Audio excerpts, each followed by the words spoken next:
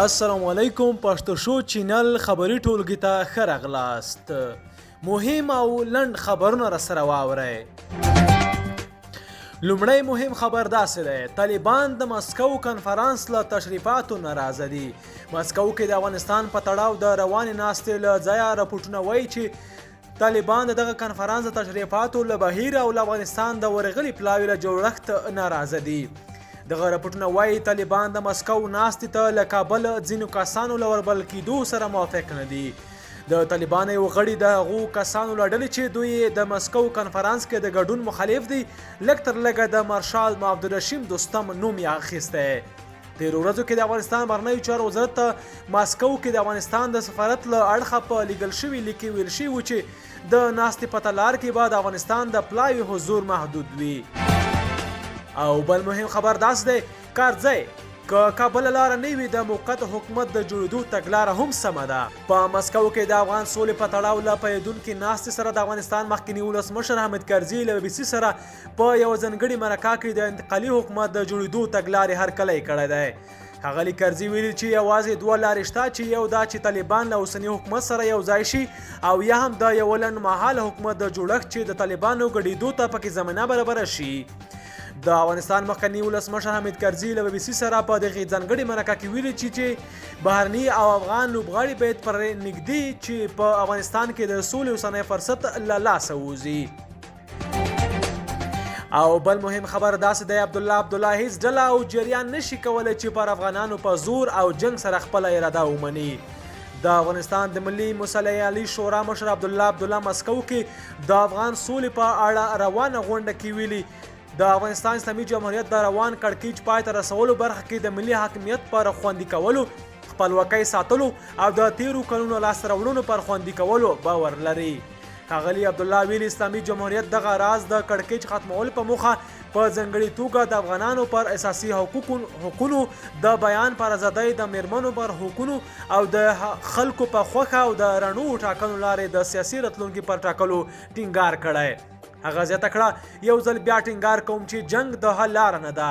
ډلې او جریانونه باید په خپلو محاسبو کې د اصل په نظر کې ونیسي.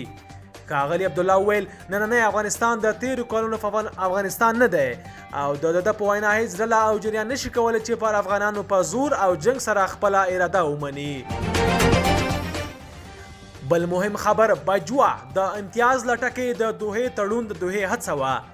جنرال قمر بجوا د افغانستان د پوځ مشر په خپلو تازه څرګندونو کې چې اسلام آباد کې کړي ویلي دي چې پاکستان په افغان سوله کې مهم رول لري، او د دوحې هوکړه او خبرې د دوی په هڅه ترسره شوي دي. د پاکستان د پوځ مشر تازه د افغانستان په هکله څرګندونې کړي او ویلي چې د افغانستان امن او ثبات د پاکستان په ګټه دی او دوی په دې هکله په هڅه کې دي.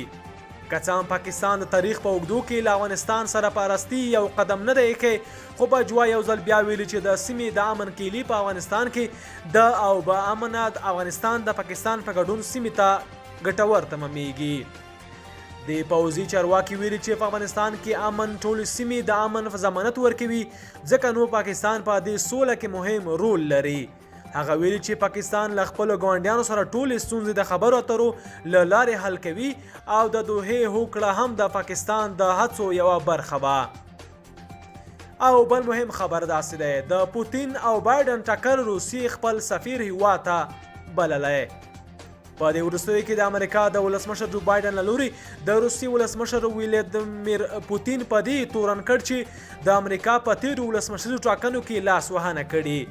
روسي ویلي چې خپل سفیر له واشنګټن په دې خاطر غوښتل ترڅو سلا مشورې ورسره وکړي او د دواړو هیوادونو د جنړېدو تخریبي اړیکو مخنیوی وکړي.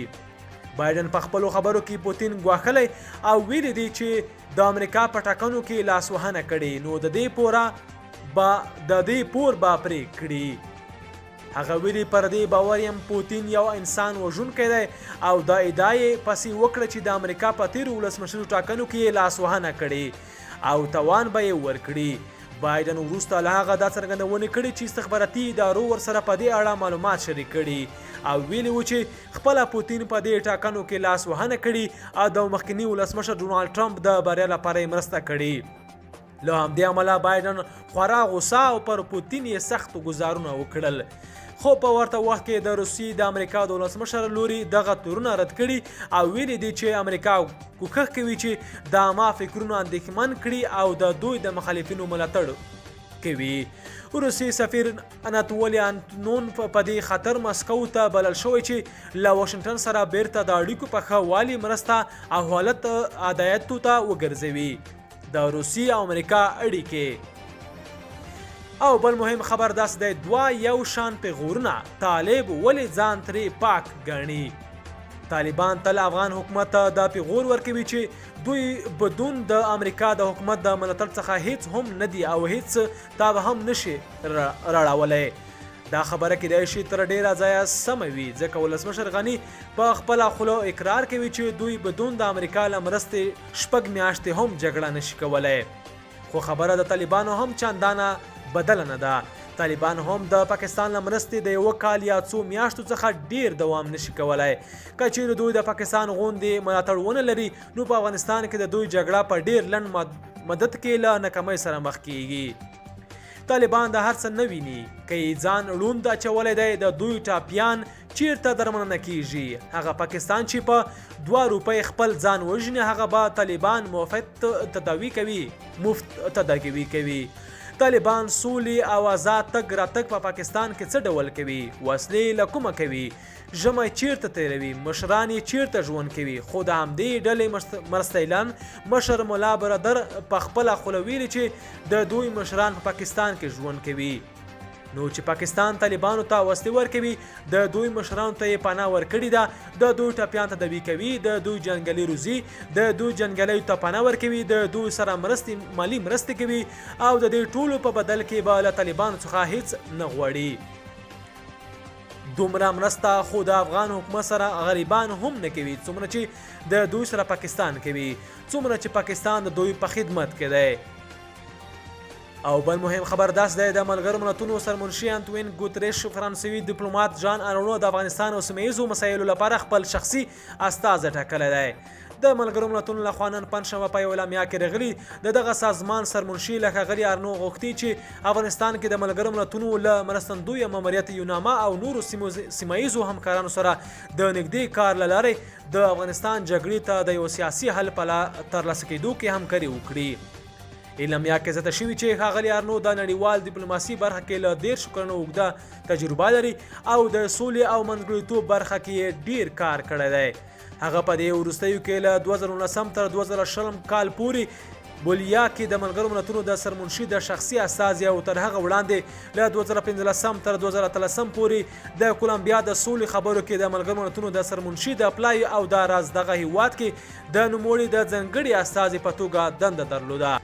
که غواړئ مهم دقیق او خبرونه واورئ نو پښتو شو چینل در سره سابسکرایب کړئ، ویډیو شیر او لایک کړئ.